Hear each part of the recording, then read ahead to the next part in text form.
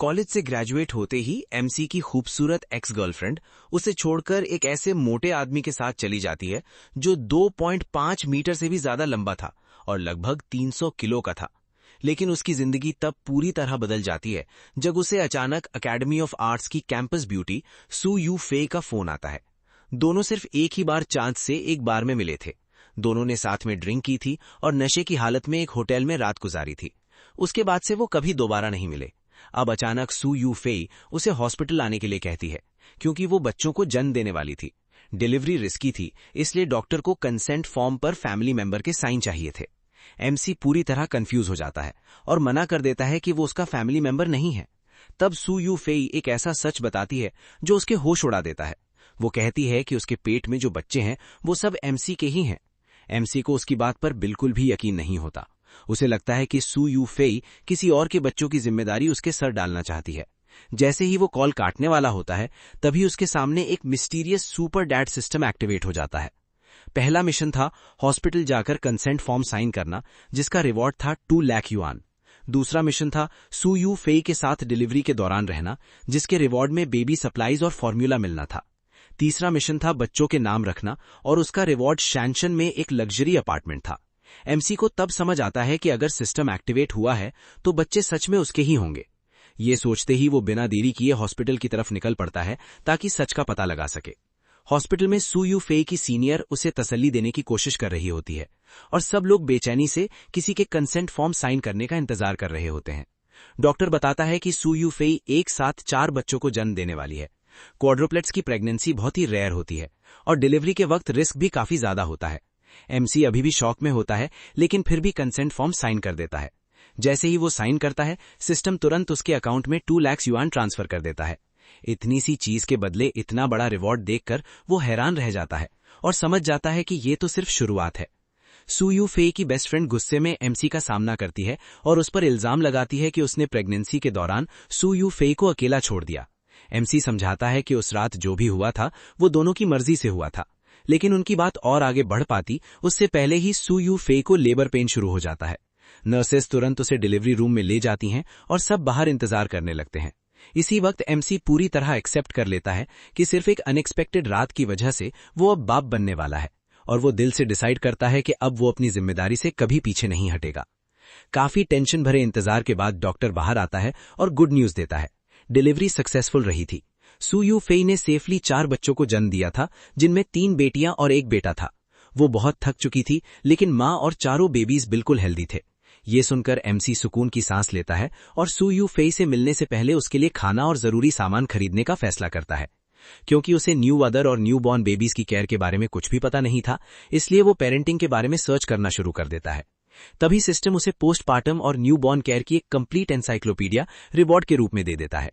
साथ ही सिस्टम ये भी बताता है कि जितना ज्यादा वो अपने बच्चों के साथ टाइम स्पेंड करेगा, उतने ही बेहतर रिवॉर्ड्स फ्यूचर में अनलॉक होंगे। जब एमसी आखिरकार सू यू फेई के रूम में जाता है तो सबसे पहले वो दिल से उसका शुक्रिया अदा करता है और उसे अपनी वाइफ कहकर बुलाता है। ये सुनकर सू यू फेई पूरी तरह शॉक हो जाती है, क्योंकि उसने कभी नहीं सोचा था कि एमसी उसके साथ रुकेगा। वो बताती है कि कंसेंट फॉर्म साइन करने के बाद ही उसने डिसाइड कर लिया था कि अगर जरूरत पड़ी तो वो अकेले ही 4 बच्चों को बड़ा करेगी और कभी भी एमसी को फोर्स नहीं करेगी। लेकिन एमसी प्यार से उसकी बात रोक देता है और कहता है कि ये सिर्फ उसकी जिम्मेदारी नहीं है, ये बच्चे उसके भी हैं और उनका फादर होने के नाते उसकी जिम्मेदारी और भी बड़ी है। वो प्रॉमिस करता है कि अब वो दोनों मिलकर 4 बच्चों की परवरिश करेंगे, एक खुशहाल फैमिली बनाएंगे और वो कभी भी सू यू फेई का साथ नहीं छोड़ेगा। एमसी की ये बातें सुनकर सू यू फेई की आंखों में आंसू आ जाते हैं और आखिरकार वो उसकी सिंसेरिटी पर यकीन कर लेती है। जो लड़की कभी पूरे कैंपस की सबसे खूबसूरत ब्यूटी हुआ करती थी, डिलीवरी के बाद उसकी अपनी फैमिली ने ही उसका साथ छोड़ दिया था। लेकिन किस्मत ने डिलीवरी के इसी पल पर दोनों को दोबारा मिला दिया और 4 नन्हे बच्चों के साथ उन्हें एक नई जिंदगी और एक नई शुरुआत का मौका दे दिया। यूफे ने अभी एक साथ 4 बच्चों को जन्म दिया था। एमसी ने प्यार से उससे पूछा, यूफे, क्या अभी भी तुम्हारी बॉडी में दर्द हो रहा है? यूफे हल्का सा सर हिलाकर कहती है कि हाँ, अभी भी थोड़ा दर्द है, लेकिन पहले से काफी कम हो चुका है। इतनी लंबी सर्जरी के बाद उसे भूख लगी होगी, ये सोचकर एमसी उसके लिए खरीदा हुआ बॉक्स्ड मील निकालता है और कहता है कि उसका मन था वो खुद अपने हाथों से उसके लिए खाना बनाए। लेकिन जैसे ही यूफे खाना खाने वाली होती है, तभी एक नर्स उन्हें रोक देती है और समझाती है कि डिलीवरी के तुरंत बाद मदर्स को राइस या कोई भी हार्ड फूड नहीं खाना चाहिए। शुरू में उन्हें सिर्फ हल्का खाना जैसे राइस सूप या एग सूप लेना चाहिए। उसके बाद धीरे धीरे पॉरेज, नूडल्स और फिर नॉर्मल डाइट पर वापस आना चाहिए। एमसी को यह सब पहले से ही पता होता है क्योंकि सिस्टम ने उसे चाइल्ड केयर नॉलेज रिवॉर्ड में दी थी। लेकिन अपना सीक्रेट छुपाने के लिए वो बस इतना कहता है कि उसने ये सब पहले ही इंटरनेट पर रिसर्च कर लिया था। ये सुनकर यूफे मुस्कुराती और कहती है कि वो पहले से ही एक रिस्पॉन्सिबल फादर की तरह बिहेव कर रहा है। एमसी तुरंत बाहर जाकर यूफे के लिए सही खाना लेने निकल जाता है। ये सब देखकर यूफे की बेस्ट फ्रेंड हैरान रह जाती है और मजाक में कहती है कि ऐसा लग रहा है जैसे अब यहाँ सिर्फ वही आउटसाइडर बच गई हो। कुछ देर बाद एक नर्स एमसी को याद दिलाती है कि जैसे ही बेबीज उठ जाएंगे यूफे को उन्हें ब्रेस्ट फीडिंग शुरू करनी होगी। जब एमसी पहली बार अपनी 3 बेटियों और 1 बेटे को देखता है तो उसकी खुशी छिपाए नहीं छुपती। चारों बेबीज इतने ज्यादा क्यूट होते हैं कि वहां मौजूद हर इंसान यही कहता है कि इतने हैंडसम और ब्यूटीफुल पेरेंट्स के बच्चे बड़े होकर भी उतने ही खूबसूरत होंगे। जैसे ही एमसी अपने बच्चों को देखता है तभी सिस्टम दोबारा एक्टिवेट होता है और उसे एक और जबरदस्त रिवॉर्ड देता है। इस बार उसे सिटी की सबसे बड़ी लिस्टेड कंपनीज में से एक जुनलिन ग्रुप का 40% ओनरशिप स्टेक मिल जाता है। ये देखकर एमसी पूरी तरह शॉक हो जाता है। यूफे की फैमिली का बिजनेस बैंकरप्ट होने से पहले भी जुनलिन ग्रुप जैसी जायंट कॉर्पोरेशन के सामने कुछ भी नहीं था। एक हफ्ते बाद यूफे और चारों बेबीज को फाइनली हॉस्पिटल से डिस्चार्ज मिल जाता है। यूफे हर दिन उनका ख्याल रखने के लिए एमसी का दिल से शुक्रिया अदा करती है और मानती है कि अगर वो अकेली होती तो कभी भी 4 न्यूबॉर्न बेबीज को संभाल नहीं पाती। जब सब लोग एमसी के छोटे से रेंटेड अपार्टमेंट में पहुंचते हैं तो यूफे उसकी सिंपल लिविंग देखकर थोड़ी सरप्राइज हो जाती है। तब एमसी उसे अपना पास्ट बताता है। वो कहता है कि एक वक्त था जब वो एक रिच सेकंड जनरेशन हेयर था। उसकी फैमिली के पास कई बिल्डिंग्स और बिलियंस की प्रॉपर्टी थी, लेकिन पेरेंट्स की कंपनी बैंकरप्ट होने के बाद सब कुछ चला गया। फिर भी वो यूफे को तसल्ली देता है कि ज्यादा दिन नहीं लगेंगे और वो सब मिलकर एक बहुत अच्छे घर में शिफ्ट हो जाएंगे। तभी चारों बेबीज रोना शुरू कर देते हैं और दोनों डिसाइड करते हैं कि अब उनके नाम रखने का वक्त आ गया है। 3 बेटियों के नाम एमसी रखता है, ये शिहान, ये वेनवान और ये जियून। यूफे को तीनों नाम बहुत पसंद आते हैं। जब बारी उनके इकलौते बेटे की आती है तो एमसी मजाक में उसका नाम ये दाजे रखने की बात करता है। ये सुनकर यूफे हंस पड़ती और कहती है कि लगता है वो अपनी बेटियों से ज्यादा बेटे को प्यार करता है। एमसी मुस्कुराता है और मान लेता है कि वो सिर्फ मजाक कर रहा था। आखिर में वो अपने बेटे का नाम ये चैन रखता है। उसकी दुआ होती है कि उसका बेटा बड़ा होकर शांत, जिम्मेदार और इतना स्ट्रांग बने कि अपनी तीनों बहनों की हमेशा हिफाजत कर सके। यूफे भी खुशी खुशी इस नाम पर हाँ कर देती है और उनके बेटे का नाम ऑफिशियली ये चैन रख दिया जाता है। डिलीवरी और इतने सारे काम के बाद यूफे काफी थक चुकी होती है। वो एमसी से पूछती है कि क्या वो थोड़ी देर आराम कर सकती है। एमसी प्यार से उससे सोने के लिए कहता है और प्रॉमिस करता है कि जब तक वो आराम करेगी तब तक वो खुद चारों बच्चों का ख्याल रखेगा। जैसे ही नेमिंग सेरेमनी कंप्लीट होती है, सिस्टम अनाउंस करता है कि एक और मिशन कंप्लीट हो चुका है। रिवॉर्ड के रूप में एमसी को सानशान रेजिडेंस में एक लग्जरी अपार्टमेंट मिलता है। सिस्टम बताता है कि अपार्टमेंट की कीज पहले से ही उसकी पॉकेट में है, जबकि प्रॉपर्टी सर्टिफिकेट और सारे लीगल डॉक्यूमेंट्स अपार्टमेंट के लिविंग रूम के ड्रॉर में रखे हुए हैं। एमसी अभी यही सोच ही रहा होता है कि इतना महंगा अपार्टमेंट वो यूफे को कैसे समझाएगा, तभी उसके फोन पर एक कॉल आती है। सामने वाला आदमी बहुत रिस्पेक्ट के साथ उसे प्रेसिडेंट ये कहकर बुलाता है और पूछता है कि वो कंपनी संभालने कब वापस आ रहा है। तब जाकर एमसी को समझ आता है कि सिस्टम ने जो जुनलिन ग्रुप का 40% स्टेक दिया था, उसकी वजह से वो कंपनी का सबसे बड़ा शेयर होल्डर और नया ओनर बन चुका है। जब एमसी कंपनी पहुंचता है तो सब लोग उस यंग लड़के को हैरानी से देखने लगते हैं। सबको लगता है कि शायद वो गलत जगह आ गया है, क्योंकि सामने वाली सीट सिर्फ कंपनी के चेयरमैन के लिए रिजर्व थी। जब एमसी खुद को जुनलिन ग्रुप का नया ओनर ये क्यों बताता है तो पूरा हॉल हंसने लगता है। किसी को भी यकीन नहीं होता कि सिर्फ 20 साल के आसपास का एक लड़का इतनी बड़ी कंपनी का ओनर हो सकता है। लेकिन उनकी हंसी उसी वक्त रुक जाती है जब वाइस चेयरमैन यांग मिंग शुए उसके सामने रिस्पेक्ट के साथ 50 मिलियन युआन का कॉन्ट्रैक्ट रखती हैं और उसे प्रेसिडेंट ये कहकर एड्रेस करती हैं। अपनी आइडेंटिटी कंफर्म होने के बाद एमसी कंपनी के डेली ऑपरेशंस वाइस चेयरमैन यांग मिंग शुए को हैंडल करने के लिए दे देता है और कहता है कि रूटीन मैटर्स के लिए बार बार उससे अप्रूवल लेने की जरूरत नहीं है। उसके बाद वो अपनी पर्सनल सेक्रेटरी जू शाओफिंग से मिलता है। थोड़ा एम्बैरेस्ड होते हुए वो धीरे से पूछता है कि क्या फाइनेंस डिपार्टमेंट उसके पर्सनल बैंक अकाउंट में सिर्फ 5 मिलियन युआन ट्रांसफर कर सकता है। शाओफिंग मुस्कुराकर कहती है कि अब वो कंपनी का ओनर है, अगर वो चाहे तो 500 मिलियन युआन भी सिर्फ एक शब्द बोलकर ट्रांसफर करवा सकता है। ये सुनकर एमसी ऑकवर्ड सी स्माइल करता है और कहता है कि फिलहाल 5 मिलियन ही उसके लिए काफी हैं। कुछ ही देर में 5 मिलियन युआन उसके अकाउंट में आ जाते हैं। सिस्टम से मिले हुए 200,000 युआन को मिलाकर अब उसके पास इतने पैसे हो चुके थे कि वो अपनी फैमिली पर पेरेंट्स के बिजनेस कोलैप्स होने के बाद चढ़ा हुआ 3 मिलियन युआन से भी ज्यादा का कर्ज चुका सके। सारा डेट क्लियर करने के बाद भी उसके पास इतने पैसे बचने वाले थे कि वो यूफेई और अपने चारों बच्चों के लिए एक बहुत अच्छा घर खरीद सके। कुछ देर बाद एमसी यूफेई से कहता है कि वो तैयार हो जाए क्योंकि वो उसे एक स्पेशल जगह ले जाना चाहता है। यूफेई क्यूरियोसिटी से पूछती है कि वो दोनों कहाँ जा रहे हैं, लेकिन एमसी बस मुस्कुराकर कहता है कि ये एक सरप्राइज है। तब यूफेई को याद आता है कि अगर दोनों घर से बाहर चले गए तो बेबीज का ख्याल कौन रखेगा। एमसी उसे तसल्ली देता है और बताता है कि उसने पहले ही यूफेई की बेस्ट फ्रेंड को बुला लिया है जो कुछ देर के लिए चारों बच्चों का ख्याल रख लेगी। ये क्यों यूफेई को लेकर उस जगह पहुंचता है जिसे वो उनका नया घर बताता है। जैसे ही यूफेई देखती है कि वो शान रेसिडेंस के सामने खड़े हैं, वो पूरी तरह शॉक हो जाती है। ये पूरे शहर का सबसे लग्जरी अपार्टमेंट कॉम्प्लेक्स था, जहां सबसे सस्ता अपार्टमेंट भी हंड्रेड्स ऑफ मिलियन युआन का था। एमसी मुस्कुराते हुए कहता है कि उसने कुछ दिन पहले ही यहाँ एक अपार्टमेंट खरीदा था, लेकिन अब तक उसे देखने का मौका नहीं मिला, इसलिए वो चाहता था कि दोनों साथ में पहली बार अपना नया घर देखें। यूफेई को अपनी आंखों पर यकीन ही नहीं होता, फिर भी वो उसके साथ अंदर चली जाती है। तभी सीन शिफ्ट होता है। दूर से यूफेई का एक्स बॉयफ्रेंड उन दोनों को देख लेता है। वो हैरानी से उन्हें घूरता रह जाता है और सोचता है कि शायद उसने गलत इंसान को देख लिया। उसके हिसाब से ये क्यू जैसा बैंकरप्ट आदमी कभी भी उस जगह घर नहीं खरीद सकता था जहां सिर्फ शहर के सबसे अमीर लोग रहते थे। जैसे ही दोनों अपार्टमेंट के अंदर एंटर करते हैं, यूफेई उसकी लग्जरी देखकर बिल्कुल स्टन रह जाती है। सिर्फ कोर्टयार्ड ही 400 स्क्वायर मीटर से भी ज्यादा बड़ा था, जो फ्यूचर में उनके चारों बच्चों के खेलने के लिए एक परफेक्ट जगह थी। घर का हर कोना इतना लग्जरियस था कि यूफेई बस देखते ही रह जाती है। जब ये क्यू देखता है कि यूफेई को ये घर बहुत पसंद आया है, तो वो सजेस्ट करता है कि वो अगले कुछ दिनों में यहाँ शिफ्ट हो जाए। लेकिन यूफेई थोड़ी वरीड होकर कहती है कि नए रेनोवेट हुए घर में फॉर्मेल्डिहाइड जैसे हार्मफुल केमिकल्स होते हैं, इसलिए आमतौर पर 1 साल तक घर खाली छोड़ना चाहिए। ये सुनकर ये क्यू उसे तसल्ली देता है कि अपार्टमेंट की रेनोवेशन 3 साल पहले ही कंप्लीट हो चुकी थी, इसलिए अब किसी भी टॉक्सिक केमिकल की टेंशन लेने की जरूरत नहीं है। ये सुनकर यूफेई सुकून की सांस लेती है और खुशी खुशी अगले ही दिन यहाँ शिफ्ट होने के लिए मान जाती है। यूफेई की बेस्ट फ्रेंड भी पूरे घर को देखकर हैरान रह जाती है। उसके दिमाग में बस एक ही सवाल घूम रहा होता है कि आखिर ये क्यू इतने कम टाइम में इतना अमीर कैसे बन गया।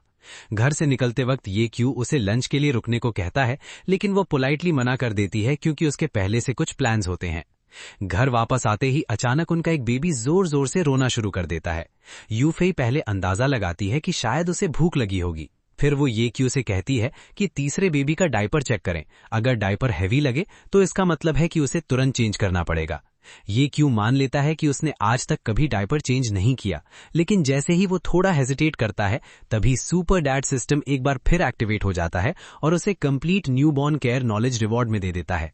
सारी इन्फॉर्मेशन पलक भर में उसके दिमाग में आ जाती है और वो एक एक्सपीरियंस्ड पेरेंट की तरह बिना किसी प्रॉब्लम के डायपर चेंज कर देता है।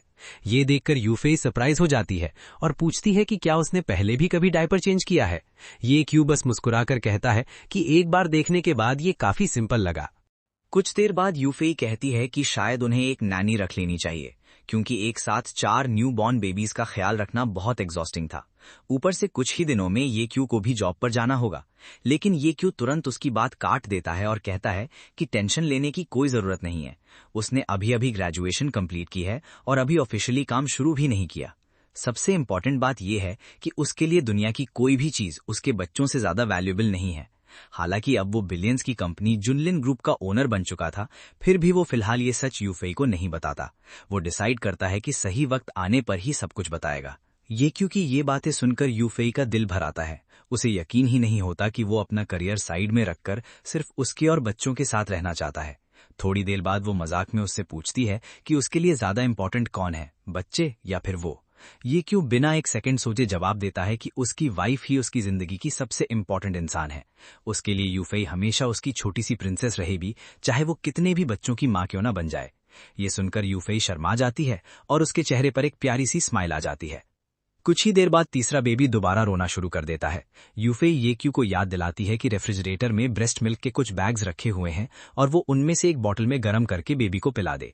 फ्रोजन मिल्क देखकर ये क्यू एक पल के लिए सोच में पड़ जाता है कि इसे सही तरीके से गर्म कैसे किया जाए, लेकिन सिस्टम से मिली पेरेंटिंग नॉलेज की वजह से वो परफेक्ट टेम्परेचर पर मिल्क प्रिपेयर कर लेता है। जैसे ही वो पहली बार अपने बेबी को बॉटल से फीड कराता है, सिस्टम फिर से रिवॉर्ड देता है। इस बार रिवॉर्ड था 10 मिलियन युआन से भी ज्यादा कीमत वाली पोर्शे 918 स्पाइडर, इतना बड़ा रिवॉर्ड देखकर ये क्यू अंदर ही अंदर इतना खुश हो जाता है कि उसकी स्माइल रुकती ही नहीं। जब यूफेई उससे पूछती है कि वो इतना मुस्कुरा क्यों रहा है, तो वो बात को टाल देता है और उल्टा पूछ लेता है कि लंच में उसका क्या खाने का मन है। यूफेई कहती है कि उसका sweet and Sawar pork ribs खाने का मन कर रहा है। ये सुनते ही तुरंत ये क्यू मार्केट जाकर फ्रेश रिब्स लाने और खुद अपने हाथों से उसके लिए खाना बनाने का ऑफर करता है। यूफेई को कुछ देर बेबीज का ख्याल रखने के लिए कहकर वो घर से बाहर निकल जाता है। रास्ते में ये क्यू लग्जरी कार डीलरशिप पर रुकता है ताकि सिस्टम से मिली रिवॉर्ड में अपनी पोर्शे 918 स्पाइडर कलेक्ट कर सके। इत्तेफाक से वहां उसकी एक्स गर्लफ्रेंड भी मिल जाती है। वो उसे देखते ही हंसने लगती है और मजाक उड़ाते हुए कहती है कि उस जैसे गरीब आदमी की हिम्मत कैसे हुई इतने महंगे शोरूम में आने की। उसके हिसाब से अगर ये क्यू पूरी जिंदगी भी काम करे तब भी वो ऐसी सुपर कार कभी अफोर्ड नहीं कर सकता। लेकिन ये क्यू बिल्कुल शांत रहता है और कहता है कि वो यहाँ कार खरीदने नहीं बल्कि अपनी खुद की कार लेने आया है। उसकी बात सुनकर एक्स गर्लफ्रेंड जोर जोर से हंस पड़ती है।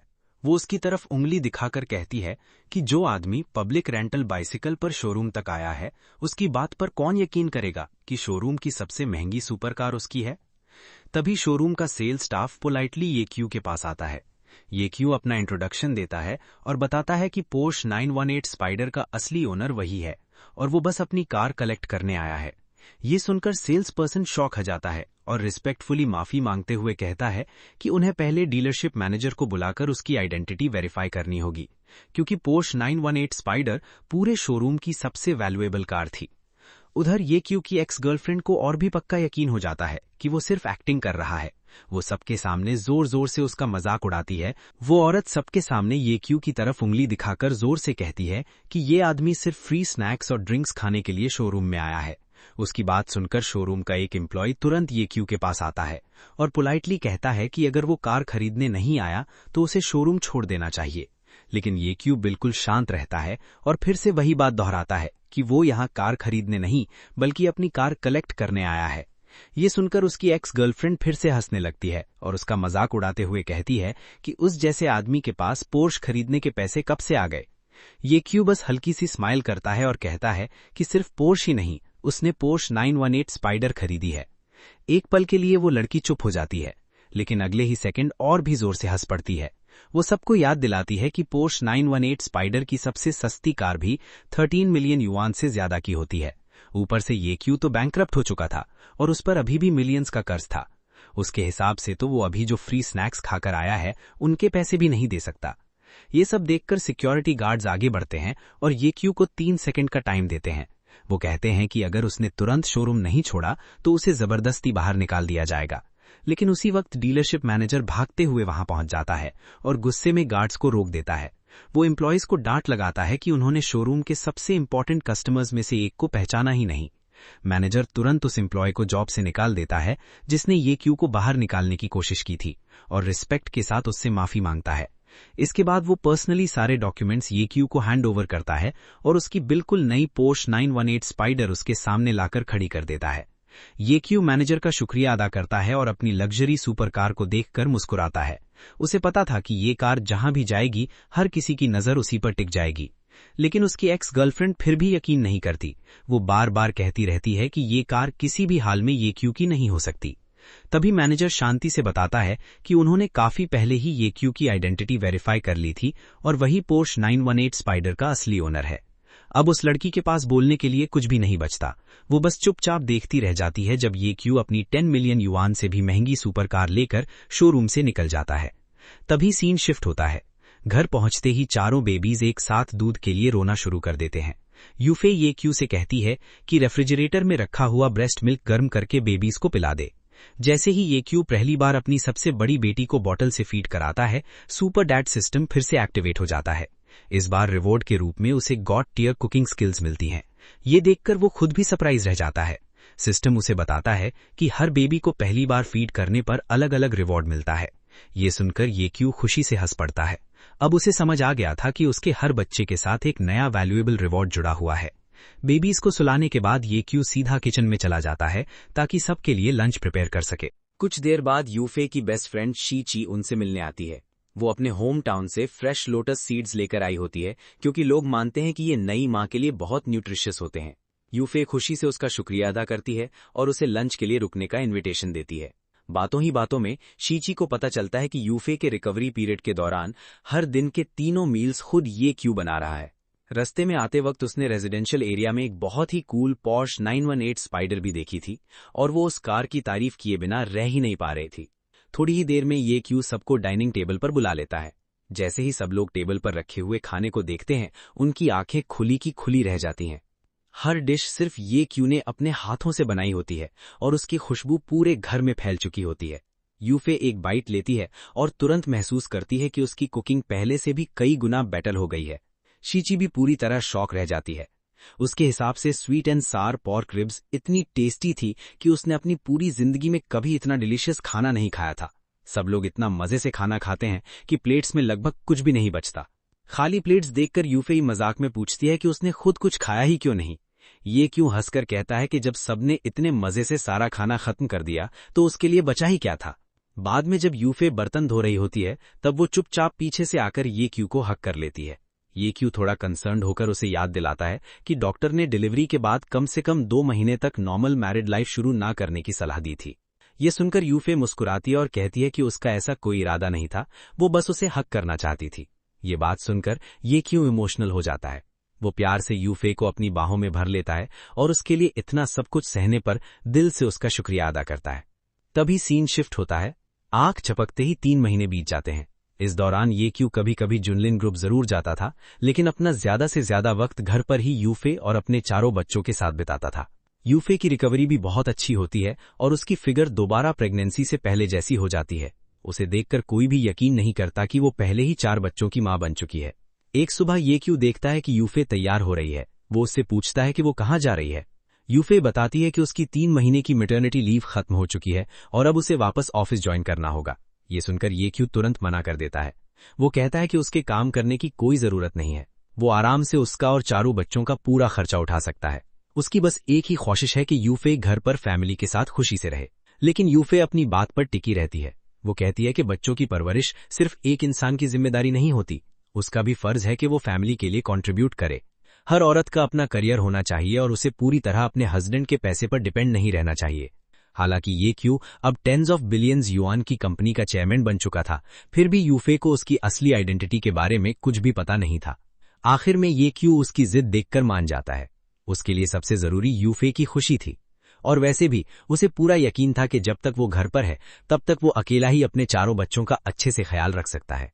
तभी ये क्यू के फोन पर उसकी माँ का कॉल आता है। वो बहुत खुशी से बताती हैं कि कुछ ही दिनों में वो और उसके पापा घर वापस आ रहे हैं। अब उनकी फैमिली के सारे कर्ज पूरी तरह चुकाए जा चुके थे, इसलिए अब उन्हें छुपकर रहने की कोई जरूरत नहीं थी। अच्छी बात ये थी कि ये क्यू पहले ही उन्हें बता चुका था कि इतने पैसे उसने स्टॉक इन्वेस्टमेंट से कमाए हैं, वरना इतनी बड़ी दौलत का अचानक मिलना समझाना लगभग नामुमकिन था। ये क्यू मुस्कुराते हुए उनका घर वापस आने का वेलकम करता है और कहता है कि जब वो घर पहुंचेंगी तब उनके लिए एक बहुत बड़ा सरप्राइज भी तैयार होगा। फोन के दूसरी तरफ जैसे ही ये क्यू के पेरेंट्स को बेबीज के रोने की आवाज सुनाई देती है, वो दोनों एकदम शॉक हो जाते हैं। उसकी माँ एक्साइटमेंट से समझ जाती हैं कि वो ग्रैंड मदर बन चुकी हैं, जबकि उसके पापा को जब पता चलता है कि ये क्यू और यूफे के घर एक साथ 4 बेबीज आए हैं, जिनमें 3 बेटियां और 1 बेटा है, तो वो खुशी से हंस पड़ते हैं। इतने सारे मुश्किल वक्त देखने के बाद आखिरकार उनकी फैमिली की जिंदगी में सुकून वापस आ रहा था। कॉल खत्म करने से पहले उसकी माँ उसे याद दिलाती हैं कि बच्चों का अच्छे से ख्याल रखना और कभी भी उनके बेबी फॉर्मूला की कमी मत होने देना। ये क्यों मुस्कुराकर कहता है कि सब कुछ कंट्रोल में है। कुछ ही देर बाद शीची उदास चेहरा लेकर वापस आती है।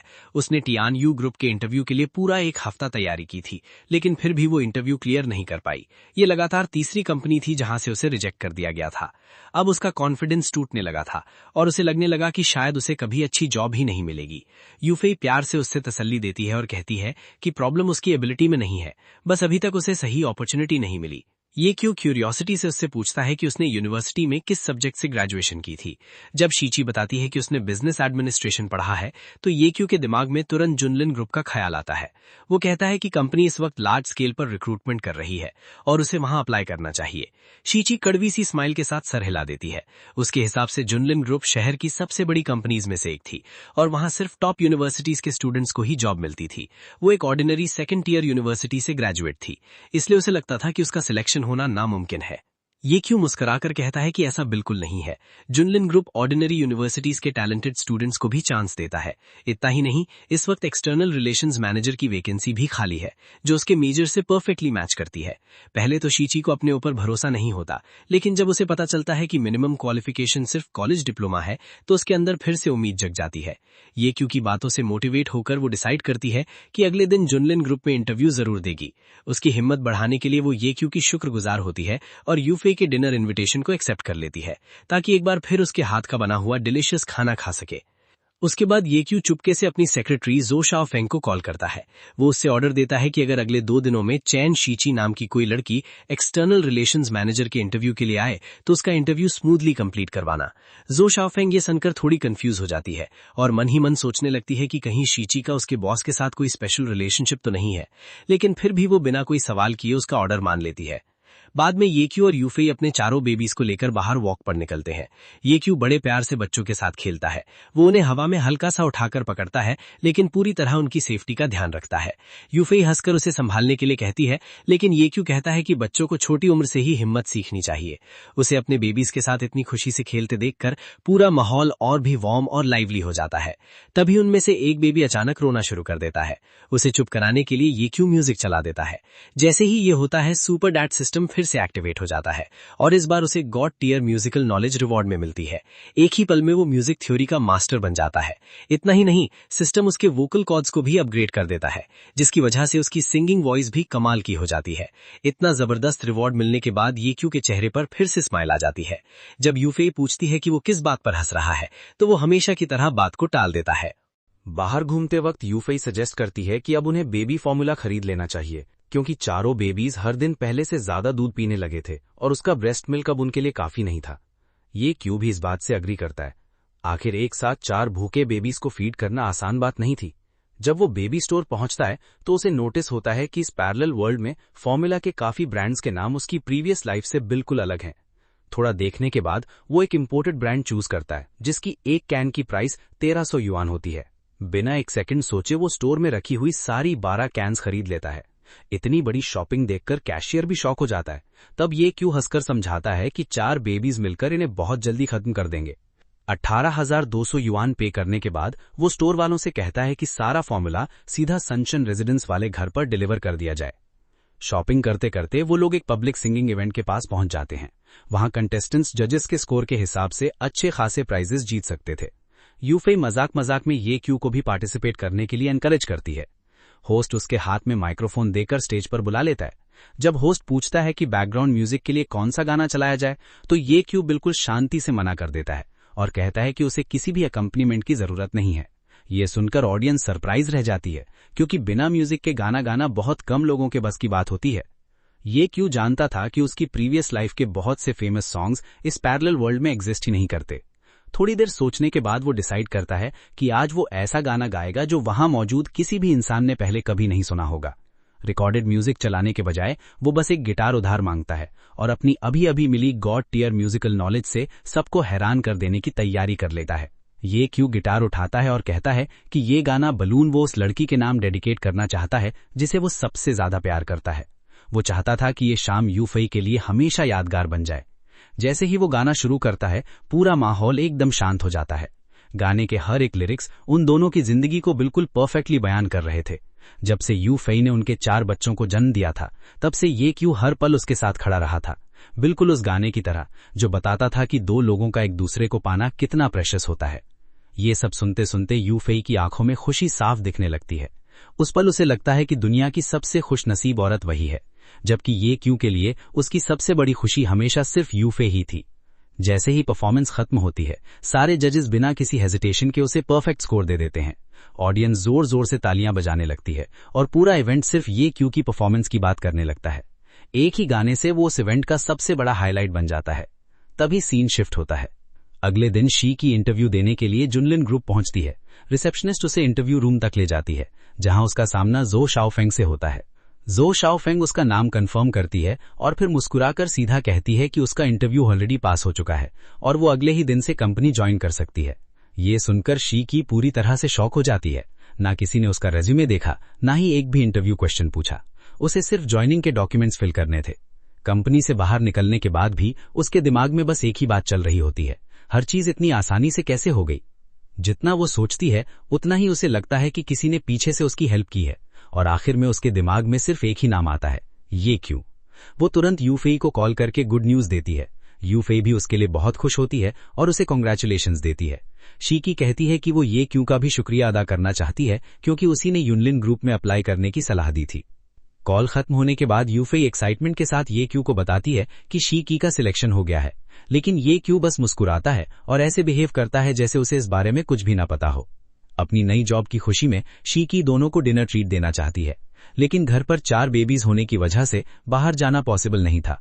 यूफेई डिनर कैंसिल करने की बात करती है, लेकिन शीकी हंसकर कहती है कि उसकी कोई जरूरत नहीं है। जब ये क्यू के हाथ का बना खाना किसी रेस्टोरेंट से कम नहीं है, तो वो खुद ग्रोसरीज लेकर उनके घर आ जाएगी और सब मिलकर वहीं डिनर करेंगे। कुछ ही देर बाद शीकी ढेर सारी ग्रोसरीज लेकर उनके घर पहुंच जाती है।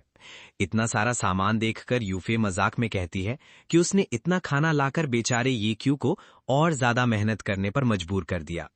जब ये क्यू किचन में कुकिंग कर रहा होता है, तब शीकी धीरे से यूफे के पास आती है और उससे वो सवाल पूछती है जो पूरे दिन से उसके दिमाग में घूम रहा था।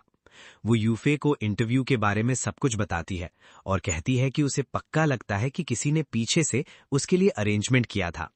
फिर वो थोड़ा हिचकिचाते हुए पूछती है कि कहीं ऐसा तो नहीं कि ये क्यू ही जुनलिन ग्रुप का चेयरमैन हो। ये सुनकर यूफे जोर से हंस पड़ती है और इस बात को तुरंत मना कर देती है। वो कहती है कि ये क्यू ने खुद बताया है कि अभी तक उसने ऑफिशियली काम शुरू ही नहीं किया, और अगर वो वाकई टेंस ऑफ बिलियंस युआन की कंपनी का चेयरमैन होता तो फिर रोज घर पर बैठकर 4 बीबीज की देखभाल कैसे करता। थोड़ी देर सोचने के बाद शीकी भी मान जाती है कि उसकी बात में दम है। आखिर में वो यही सोचकर बात खत्म कर देती है कि शायद उसका सिलेक्शन सिर्फ एक लकी कोइंसिडेंस था।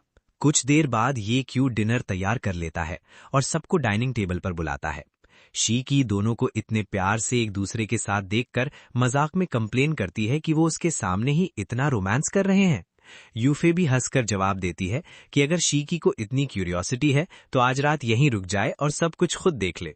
ये सुनकर दोनों बेस्ट फ्रेंड्स एक दूसरे को छेड़ते हुए जोर जोर से हंसने लगती हैं। शाम होते होते तेज बारिश शुरू हो जाती है। शीकी को अकेला घर जाते देख यूफे को उसकी सेफ्टी की टेंशन होने लगती है। वो ये क्यू से कहती है कि वो उसे कार से घर छोड़ाए। पहले तो शीकी मना करती है और कहती है कि वो टैक्सी ले लेगी, लेकिन दोनों के बार बार कहने पर वो आखिर में उनकी बात मान लेती है। तभी सीन शिफ्ट होता है। अगली सुबह ये क्यू के पास उसकी माँ का फोन आता है। वो बताती हैं कि वो और उसके पापा एयरपोर्ट पहुंच चुके हैं। ये सुनकर ये क्यू एक्साइटमेंट में तुरंत उन्हें लेने के लिए निकल पड़ता है। उधर यूफे भी जल्दी से अच्छे कपड़े चेंज करती है, क्योंकि वो अपने फ्यूचर सास ससुर पर अच्छा फर्स्ट इंप्रेशन छोड़ना चाहती थी।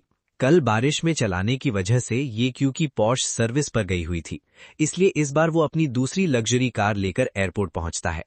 इतनी महंगी कार देखकर उसके पेरेंट्स पूरी तरह हैरान रह जाते हैं। सिर्फ कुछ महीनों में उनके बेटे ने न सिर्फ मिलियंस का कर्ज चुका दिया था, बल्कि कई मिलियन युआन की लग्जरी कार भी खरीद ली थी। पहले उन्हें लगता था कि शायद ये पैसे किसी रिलेटिव ने दिए होंगे, लेकिन अब अपने बेटे का कॉन्फिडेंस देखकर उन्हें लगने लगता है कि उसने ये सब खुद कमाया है। जब सब लोग शान रेजिडेंस पहुंचते हैं तो उनके पेरेंट्स पहले यही समझते हैं कि ये अपार्टमेंट रेंट पर लिया गया होगा, लेकिन ये क्यू शांति से बताता है कि ये अपार्टमेंट उसने खरीदा है। घर के अंदर जाकर उनका शौक और भी बढ़ जाता है। सिर्फ कुछ महीनों के अंदर उनके बेटे ने कर्ज चुका दिया, लग्जरी अपार्टमेंट खरीद लिया, महंगी कार्स ले ली, शादी कर ली और एक साथ 4 बच्चों का पिता भी बन गया। उन्हें यकीन ही नहीं होता कि ये वही ये क्यू है जिसे उन्होंने बचपन से बड़ा किया था। अब वो और इंतजार नहीं कर पाते और तुरंत पूछते हैं कि उनके ग्रैंड चिल्ड्रन कहाँ है। ये क्यू उन्हें नर्सरी में ले जाता है, जहां वो पहली बार अपने 4 ग्रैंड चिल्ड्रन से मिलते हैं। इतने प्यारे बेबीज को देखकर दोनों के चेहरे पर खुशी भरी स्माइल आ जाती है। उसके बाद ये क्यू किचन में जाकर सबके लिए खाना बनाना शुरू कर देता है। ये देखकर उनके पेरेंट्स और भी सरप्राइज हो जाते हैं। उनका बेटा बचपन में कभी एक मील भी नहीं बना पाया था, लेकिन आज वो पूरी फैमिली के लिए इतना डिलिशियस खाना बना रहा था। अपने बेटे को इतना मैच्योर देखकर उनके पापा के दिल को सुकून मिलता है। हस्बैंड और फादर बनने के बाद ये क्यू एक ऐसा इंसान बन चुका था जो सिर्फ फैमिली की जिम्मेदारी ही नहीं उठाता था, बल्कि उनका प्यार से ख्याल भी रखता था। जब ये क्यू किचन में बिजी होता है तब उसके पेरेंट्स लिविंग रूम में बैठकर यूफेई से बातें करते हैं और धीरे धीरे उसके बारे में और फैमिली की सिचुएशन के बारे में सब कुछ जान लेते हैं। 3 महीने के हो चुके चारों बेबीज को देखते हुए वो एक और जरूरी बात छेड़ते हैं। वो कहते हैं कि अब जब बच्चे भी पैदा हो चुके हैं तो अब ऑफिशियली शादी का फंक्शन भी कर लेना चाहिए। ये क्यू और यूफेई बिना किसी हेजिटेशन के हाँ कर देते हैं और एल्डर्स से कहते हैं कि वो एक शुभ डेट डिसाइड कर दें। कुछ वक्त साथ बिताने के बाद ये क्यू अपने पेरेंट्स को उनके साथ इसी घर में रहने का इनविटेशन देता है, लेकिन वो प्यार से मना कर देते हैं। उन्होंने पहले ही डिसाइड कर लिया था कि वो अपने होम टाउन वापस चले जाएंगे। उनका मानना था कि नए शादीशुदा कपल को अपनी लाइफ अपने हिसाब से जीने के लिए स्पेस मिलनी चाहिए और पेरेंट्स का सबसे बड़ा फर्ज उनकी मैरिड लाइफ में बिना वजह इंटरफेयर ना करना है। हाँ, जब भी उन्हें अपने ग्रैंड चिल्ड्रन की याद आएगी वो बिना किसी झिझक के उनसे मिलने जरूर वापस आ जाएंगे। यूफेई एक और थका देने वाले दिन के बाद ऑफिस में काफी एग्जॉस्टेड दिख रही होती है। उसकी एक कोवर्कर उसका चेहरा देखकर पूछती है कि क्या उसने रात को ठीक से नींद नहीं ली। यूफेई मजबूरी वाली स्माइल के साथ बताती है कि चारों बेबीज पूरी रात रोते रहे, इसलिए उसे बिल्कुल भी आराम नहीं मिल पाया। कुछ ही देर बाद उसके फोन पर उसकी मां का कॉल आता है। वो प्यार से पूछती हैं कि वो कैसी है। मौसम ठंडा हो रहा है इसलिए गर्म कपड़े पहनने की याद दिलाती हैं और पूछती हैं कि जो पैसे उन्होंने पहले भेजे थे क्या वो काफी थे। इतना ही नहीं, वो ये भी कहती हैं कि जरूरत हो तो वो और 100,000 युआन ट्रांसफर कर देती हैं। ये सुनकर यूफेई तुरंत मना कर देती है और कहती है कि अब और पैसे भेजने की बिल्कुल जरूरत नहीं है। उसकी मां थोड़ी सरप्राइज होकर पूछती हैं कि क्या वो दोबारा जॉब पर चली गई है या फिर अभी भी इस बात से नाराज है कि वो उससे मिलने नहीं आ पाई। फिर वो समझाती हैं कि कुछ दिन पहले यूफेई के पापा की ट्यूमर की सर्जरी हुई थी। सर्जरी के बाद रिकवरी के दौरान वो हमेशा उनके साथ रहीं, इसी वजह से वो कहीं ट्रैवल नहीं कर पाईं। ये बात सुनकर यूफेई तुरंत अपने पापा की तबीयत के बारे में पूछती है। उसकी मां उसे तसल्ली देती है कि सर्जरी सक्सेसफुल रही और अब उनकी रिकवरी धीरे धीरे अच्छी चल रही है। तभी सीन शिफ्ट होता है। उधर जो शाओफेंग अपना काम डिस्कस करने के बाद ये क्यू के घर से निकलने वाली होती है। उसी वक्त यूफेई ऑफिस से घर लौट रही होती है और उसकी नजर एक खूबसूरत और एलिगेंट लड़की पर पड़ती है जो उसके घर से बाहर आ रही थी। जाते जाते वो रिस्पेक्ट के साथ यूफेई को मिसेज ये कहकर ग्रीट करती है। ये सब देखकर यूफेई के मन में तुरंत शक पैदा हो जाता है। जैसे ही वो घर के अंदर आती है वो सीधा ये क्यू से सवाल करने लगती है। मजाक वाले अंदाज में कहती है कि अगर वो थोड़ी देर से घर आती तो पता नहीं यहाँ क्या क्या हो जाता। ये क्यू तुरंत समझ जाता है कि यूफेई ने गलत समझ लिया है, इसलिए वो जल्दी से एक्सप्लेन करता है कि वो सिर्फ उसकी सेक्रेटरी थी। ये सुनकर यूफेई एकदम चुप हो जाती है। उसे तो ये तक नहीं पता था कि ये क्यू की कोई कंपनी भी है और उसकी सेक्रेटरी भी। उसके कंफ्यूज चेहरे को देखकर ये क्यू आखिर सच का एक हिस्सा बता देता है। वो कहता है कि कई साल पहले उसने चुपके से कुछ पैसे इन्वेस्ट किए थे जिसके बारे में उसने अपने पेरेंट्स को भी नहीं बताया था। धीरे धीरे वो उस कंपनी का सबसे बड़ा शेयर होल्डर बन गया, लेकिन इतना सुनने के बाद भी यूफेई को पूरी तरह यकीन नहीं होता। उसके दिमाग में बस एक ही सवाल था कि अगर वो सिर्फ सेक्रेटरी थी तो फिर वो हमारे घर क्यों आई थी। ये क्यों तुरंत बात क्लियर करता है और बताता है कि जो शाओफेंग सिर्फ बेबी पाउडर देने आई थी क्योंकि बच्चों को हीट रैश हो गया था। उसी वक्त उनमें से एक बेबी रोना शुरू कर देता है और उसके शरीर पर रैश देखकर यूफेई सच में घबरा जाती है, लेकिन ये क्यू बिल्कुल शांति से उसे तसल्ली देता है। वो कहता है कि नहाते वक्त वो मेडिकेटेड बेबी पाउडर यूज करेगा और कुछ ही ट्रीटमेंट्स के बाद रैश पूरी तरह ठीक हो जाएगा। जैसे ही ये क्यू प्यार से एक बेबी की आंखों को साफ करता है तभी सुपर डैड सिस्टम फिर से एक्टिवेट हो जाता है। इस बार उसे आईज ऑफ इनसाइट नाम की एक पावरफुल एबिलिटी मिलती है।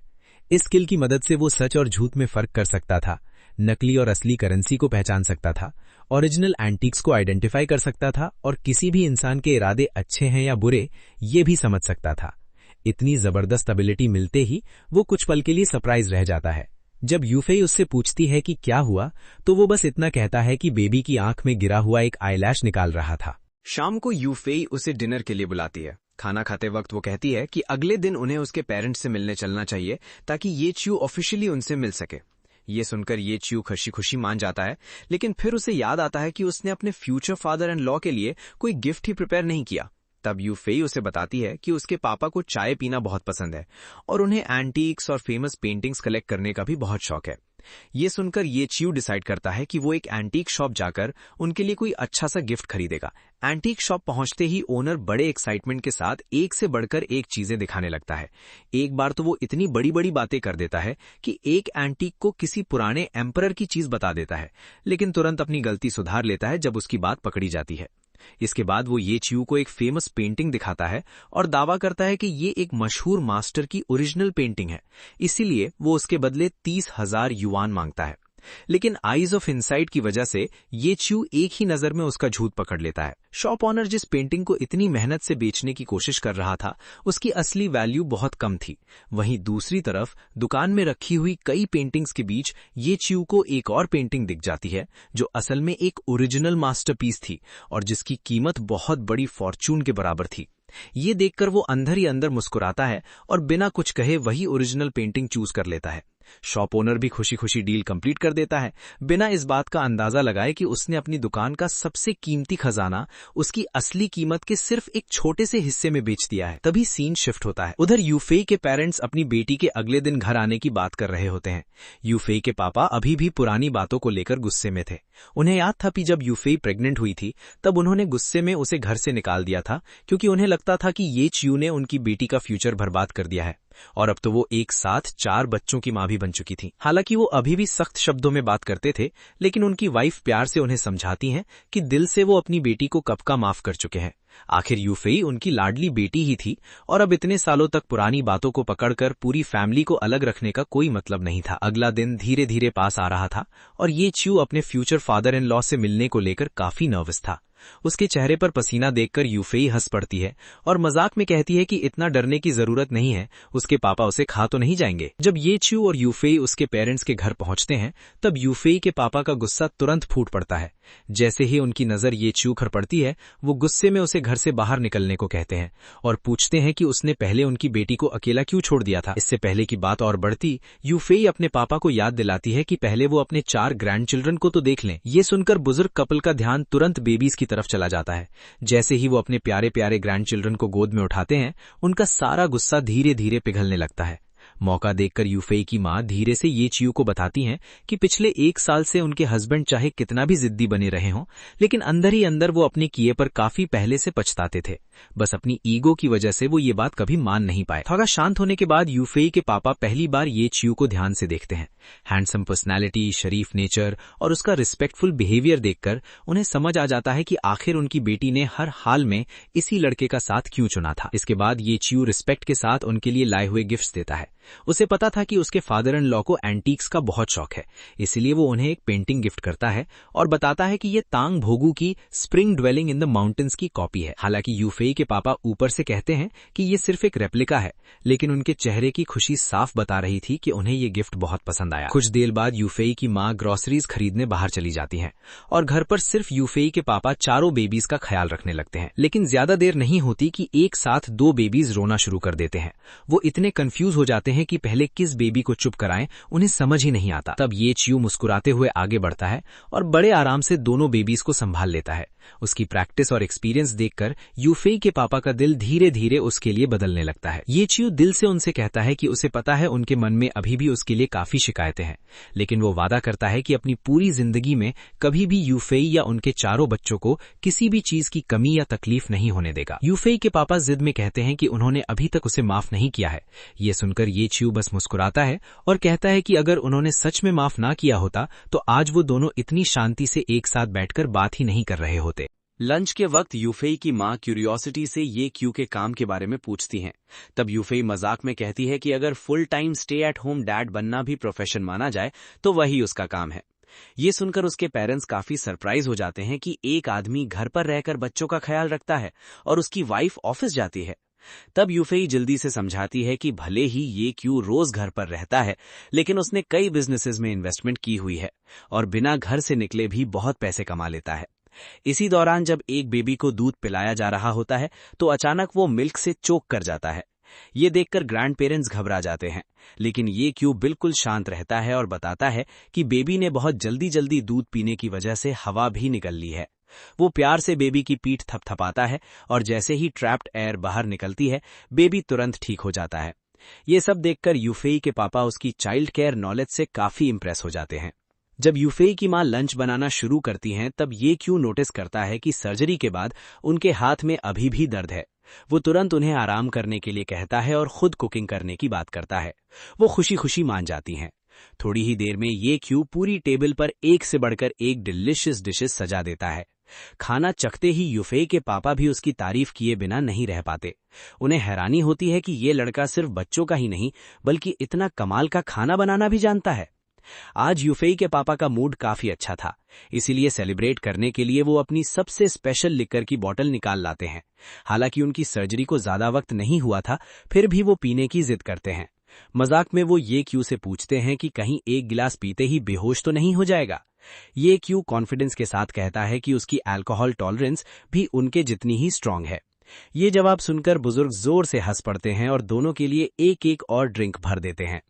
जैसे जैसे ड्रिंक्स चलती रहती हैं, यूफेई और उसकी मां बार बार उन्हें ज्यादा ना पीने की सलाह देती हैं, लेकिन खुशी के मारे वो किसी की बात नहीं सुनते। थोड़ी देर बाद इमोशनल होकर वो अपने दिल की बात कह देते हैं।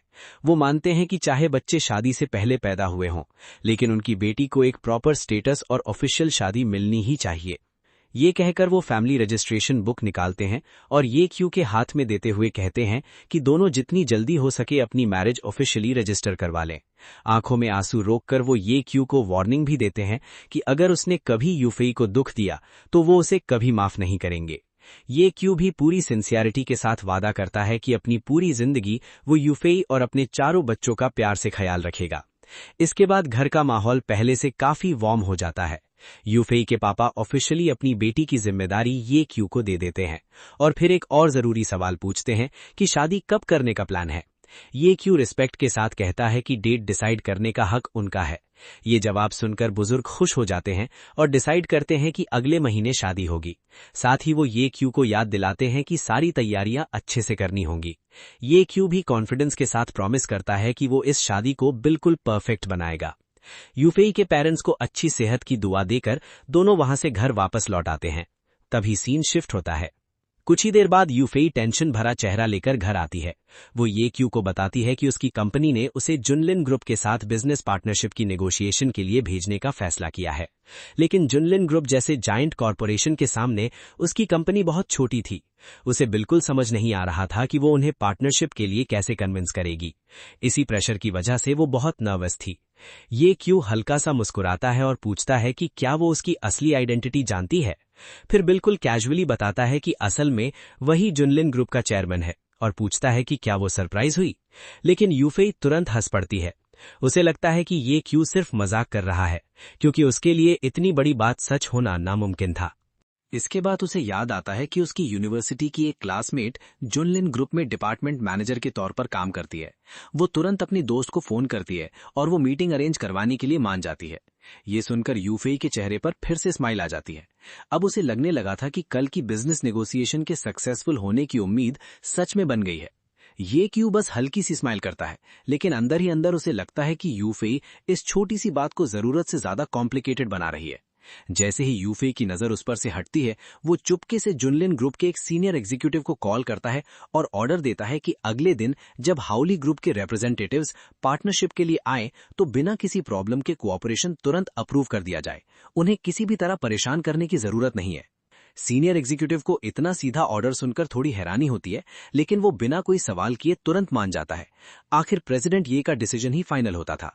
अगले दिन जब यूफेई जुनलिन ग्रुप पार्टनरशिप की बात करने पहुंचती है, तब उसकी मुलाकात अचानक उसकी पुरानी यूनिवर्सिटी क्लासमेट लियू प्याओ प्याओ से हो जाती है। जो कभी कॉलेज की कैंपस ब्यूटी हुआ करती थी, वो यूफेई को ऊपर से नीचे तक देखकर घमंड भरी स्माइल करती है।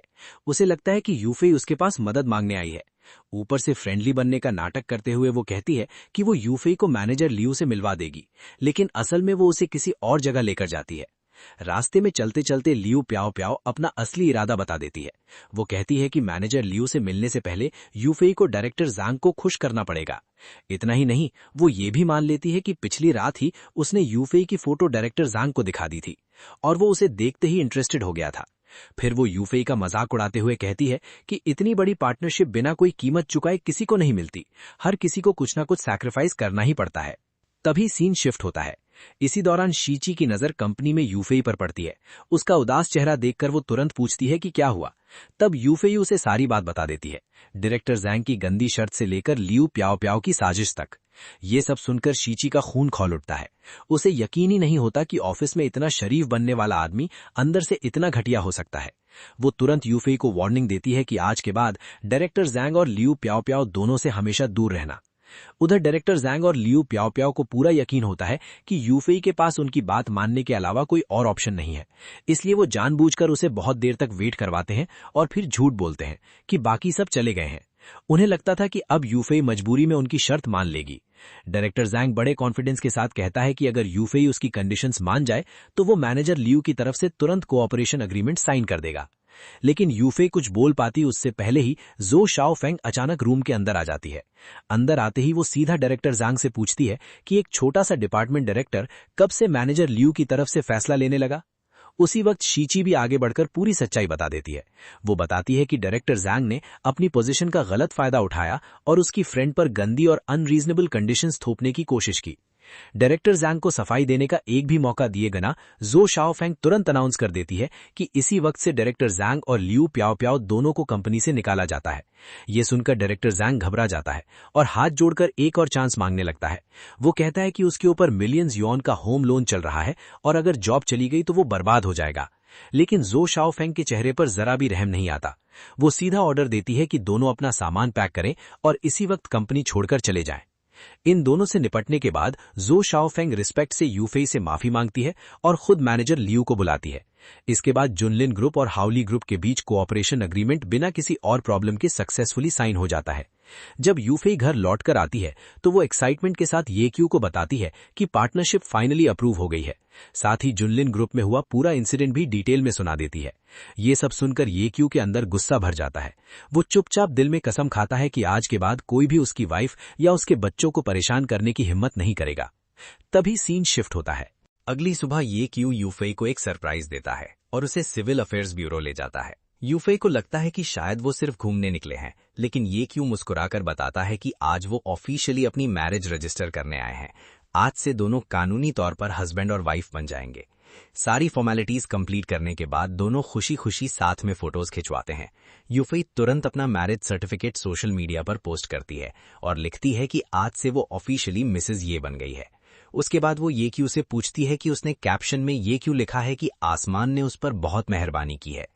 येक्यू प्यार से मुस्कुराता है और कहता है कि उसकी जिंदगी का सबसे बड़ा गिफ्ट यूफेई से मिलना ही था। घर लौटते वक्त दोनों को अचानक याद आता है कि वो अपने चारों बेबीज को फैमिली के पास छोड़कर आए हैं। जैसे ही घर पहुंचते हैं पता चलता है कि चारों बेबीज को डायरिया हो गया है। ये देखकर घर के सब लोग टेंशन में आ जाते हैं। यूफेई की मां खुद को दोष देने लगती हैं और कहती हैं कि शायद उनसे बच्चों का ठीक से ध्यान नहीं रखा गया। वो तुरंत बेबीज को हॉस्पिटल ले जाने की सलाह देती हैं, लेकिन येक्यू बिल्कुल शांत रहता है। वो सबको समझाता है कि 1 साल से छोटे बेबीज में डायरिया होना काफी कॉमन बात है और हर बार ये कोई सीरियस प्रॉब्लम नहीं होती। सिस्टम से मिली पेरेंटिंग नॉलेज का यूज करते हुए वो खुद ही बेबीज का ट्रीटमेंट करता है और कुछ ही देर में उनकी तबीयत धीरे धीरे ठीक होने लगती है। ये सब देखकर यूफेई एक बार फिर उसकी तरफ तारीफ भरी नजरों से देखती है। हर बार की तरह इस बार भी येक्यू ने सबको अपनी कैपेबिलिटी से सरप्राइज कर दिया था। कुछ ही देर बाद येक्यू के पास जुनलिन ग्रुप से एक कॉल आती है। कंपनी के स्टाफ बताते हैं कि उनका नया हुआयू स्मार्टफोन सिर्फ 1 घंटे बाद ऑफिशियली लॉन्च होने वाला है और पूछते हैं कि क्या वो हमेशा की तरह प्रेस कॉन्फ्रेंस अटेंड करेंगे। येक्यू हाँ में जवाब देता है और कहता है कि वो थोड़ी देर में कंपनी पहुंच रहा है। तभी सीन शिफ्ट होता है। उधर शी की को जुनलिन ग्रुप में एक ऐसा इंसान दिखाई देता है जो बिल्कुल येक्यू जैसा लग रहा था। हालांकि उसे पूरा यकीन नहीं था, फिर भी वो ये बात यूफेई को बताती है। ये सुनकर यूफेई के दिल में पहली बार सच में शक पैदा होने लगता है और वो सोचने लगती है कि कहीं येक्यू उससे कोई बहुत बड़ा राज तो नहीं छुपा रहा। जैसे जैसे उनकी शादी का दिन पास आने लगा, येक्यू ने डिसाइड किया कि वो यूफेई के लिए एक ऐसी वेडिंग रिंग तैयार करेगा जो सच में सबसे स्पेशल हो। रिंग देखने के लिए शॉपिंग करते वक्त उसकी अचानक मुलाकात अपने पुराने दोस्त चाओ जिए से हो जाती है। चाओ जिए सोशल मीडिया पर उनकी मैरिज अनाउंसमेंट देख चुका था, इसीलिए वो मुस्कुराते हुए उसे कॉन्ग्रेचुलेशंस देता है और मजाक में कहता है कि येक्यू ने उस लड़की से शादी कर ली जिसे कभी बहुत से लोग पसंद करते थे। जब येक्यू बताता है कि वो एक high quality diamond wedding ring ढूंढ रहा है तो चाओ जिए पूरे कॉन्फिडेंस के साथ कहता है कि वो उसके लिए सबसे परफेक्ट रिंग अरेंज कर देगा। जब दोनों बात ही कर रहे होते हैं तब पूरे शहर में खबर फैल जाती है कि जुनलिन ग्रुप ने ऑफिशियली अपना नया स्मार्टफोन लॉन्च कर दिया है। हालांकि उसकी प्राइस 10,000 युआन थी, लेकिन उसका फ्यूचरिस्टिक होलोग्राफिक डिस्प्ले देखते ही इंटरनेट पर हंगामा मच जाता है। हर कोई उसके इनोवेटिव डिजाइन की तारीफ करने लगता है। बाद में जब यूफई घर वापस आती है तो उसकी नजर ये क्यू के हाथ में उसी नए स्मार्टफोन पर पड़ती है।